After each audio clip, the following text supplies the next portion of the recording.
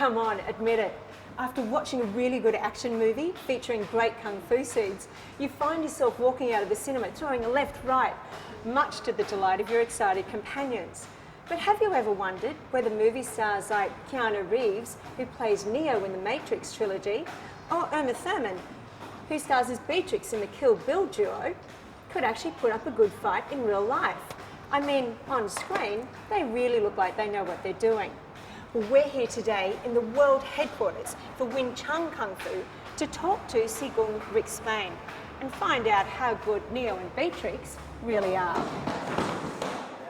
Good morning, Sigung. Good morning.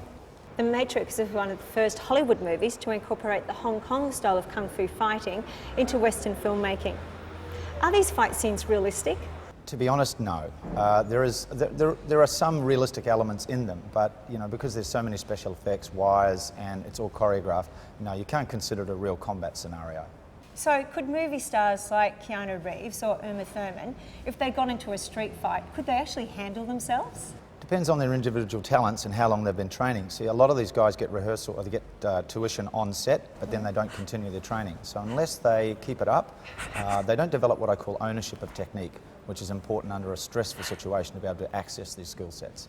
So what are the skill sets that you need in Kung Fu? Well, in our system, we look at all four ranges. We look at a kicking range. You must be proficient to be able to kick correctly. You've got to be able to punch correctly, and dealing with kicks and punches as well. And then we have a look at our clinching game, which is kind of a precursor to wrestling. And then we look at grappling, which is our ground fighting system. So there's quite a lot of bases to cover.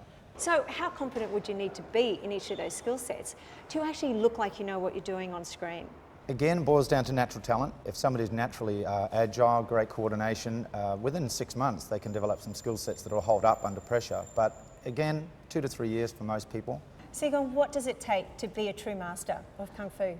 Oh, it takes a good work ethic, patience. A lot of people, we're kind of in a society where it's instant gratification. We want everything yesterday. But in martial arts, you have to develop patience. You have to be focused on your goals. But I'd say work ethic is the highest requirement, absolutely. So there it is. If you want to star in a Kung Fu movie, you'll probably be up to scratch in about 5 months if you've got some natural ability.